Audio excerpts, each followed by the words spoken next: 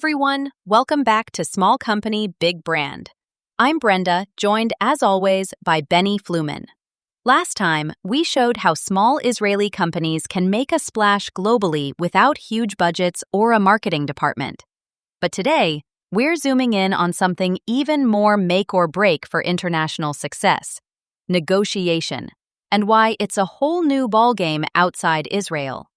Benny, you and I both know Israeli CEOs are pros at working deals.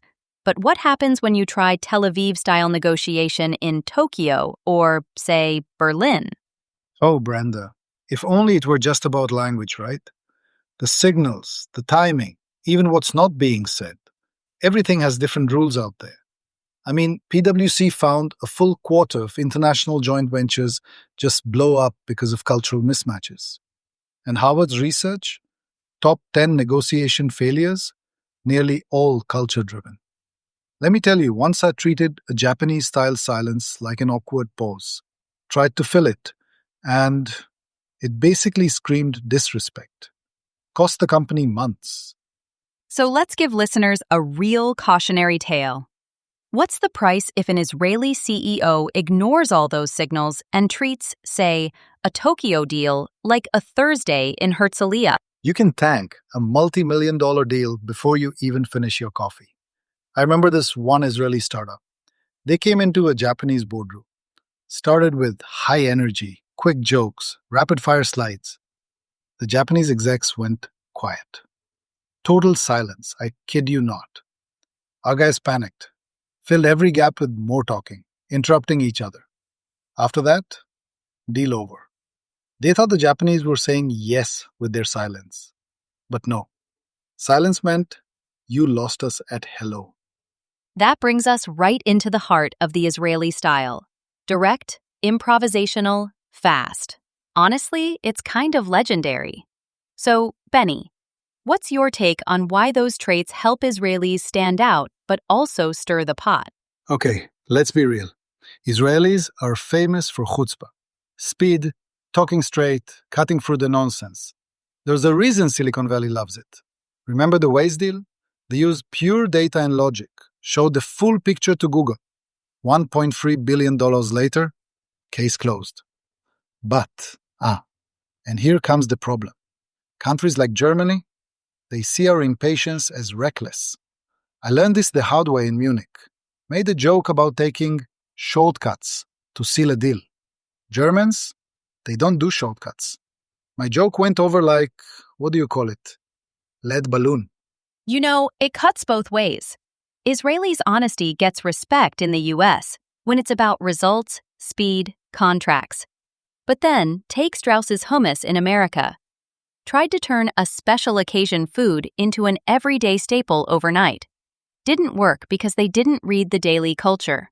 So sometimes confidence looks like, I'll say it, overconfidence or even arrogance outside Israel.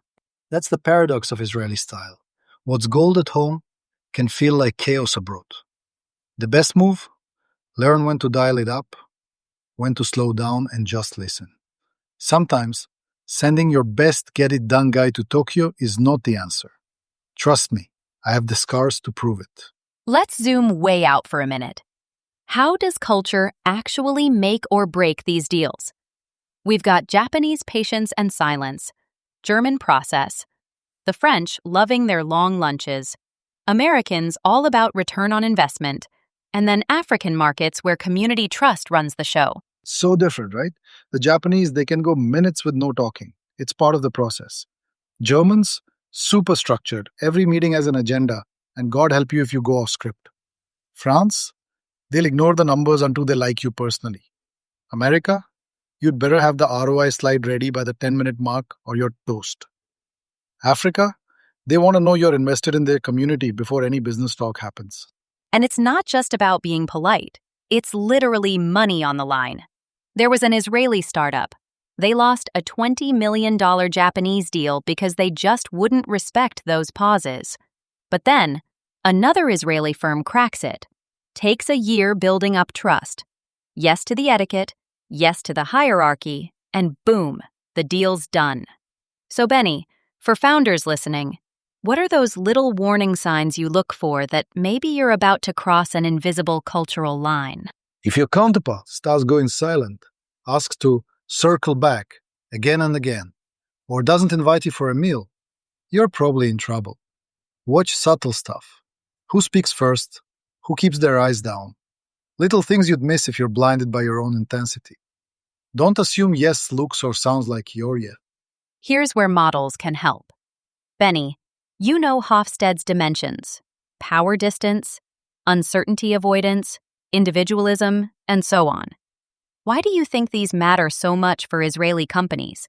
Because they show why what works here bombs over there. Israelis have flat hierarchies. So we march right up to execs in Israel. No problem. But in India or Japan, skip the seniority and you're done. Or take uncertainty avoidance. Germans want backup for everything. Agenda, backup slides, even a plan G, and communication style. Edward holds high and low context, right? Israelis and Americans, we say what's on our minds. Clarity over politeness. But in Japan or China, most of the conversation happens between the lines, in the silence, or even after you leave the room. So let's do a quick cheat sheet, Benny. What's your go-to for Israeli founders heading into, say, France or India? France? Talk logic. Be ready for some debate, but do not skip those long lunches. India? Build a relationship with the big boss, but don't ignore the lieutenants. Lots of hierarchy, lots of emotions, and yes almost always means maybe. Let's see. Let's talk about the Harvard model, getting to yes. Focusing on interests, not hard positions, is global, but it plays out differently everywhere. In France, you get to interests over wine and cheese. In China, it's long-term over many visits. Exactly. Israelis like to get down to brass tacks. But some cultures only show their hand when the rapport is airtight. There's a classic French example. Israeli execs wanted to dazzle with numbers. But after a 3-hour lunch about nothing but families, the French partner suddenly shared what they actually wanted. Deal done. No slides required. And Brenda, what would you do if your counterpart just kept nodding, saying nothing? Is that a yes or a very polite no? Oh wow, in Japan or China, I'd be sweating if someone just smiled and nodded but didn't ask questions. It's almost never a yes. You have to listen for what they're not saying, not just the words. Which is, honestly, so different from how Israelis operate at home. Preparation is the unsung hero, right?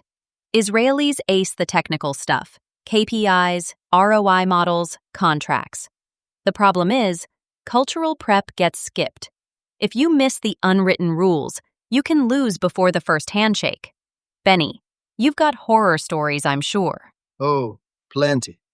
Miss one agenda detail at a German meeting? Forget it. You might as well turn around and fly home. In Japan, if you can't handle dead air, they'll think you're undisciplined. I get it. We all want to save time. But skipping cultural homework is like going to a wedding and forgetting the gift. But for small companies, double prep sounds overwhelming.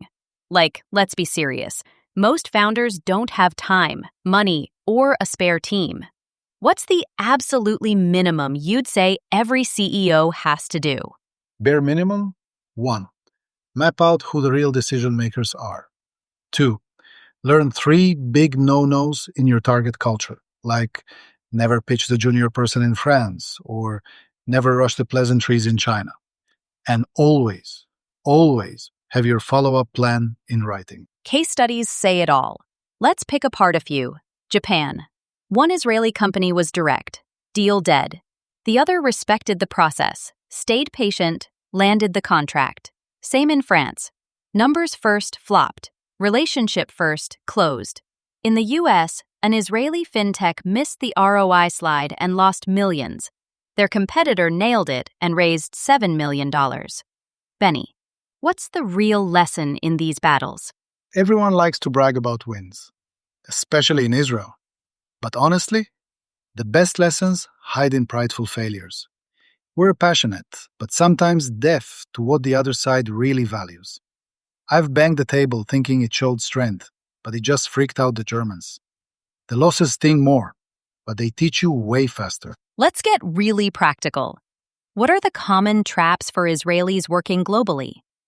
Over-directness can be read as arrogance, right? What else? Absolutely. Pitching to the wrong person? Huge in France and China. No written follow-up? Deals vanish. Not reading hierarchy means, oops, you spent a year on the wrong champion. McKinsey found that adapt or die approach means a 30% to 40% higher chance of success. If you don't, it collapses. Fast. So let's be brutal here. What are the taboos that kill Israeli deals abroad? Taboo number 1. Acting like everyone is an Israeli. Number 2. Thinking you can wing it with charm and drive. Number 3. Undervaluing written contracts, especially in Germany or the US. The classic don't. Don't skip the small talk in France. Don't touch the business card in Japan until you've really looked at it. Don't run roughshod over hierarchy. Anywhere. All right, CEOs tuning in, here's the playbook. Set agendas, map decision makers, prep your BATNA, and engage local advisors every time. Benny, you actually use a dashboard for deals, right? Walk us through it. Yeah, and it's not fancy. I'm old school. 5 simple columns. Culture steps, what matters wherever I'm going. Key players, interests, theirs and ours. Risks, and next steps. Keeps your ego in check and saves your skin when things get weird. Plus, I carve out time for a written debrief after every deal. Not just for me, but for the team.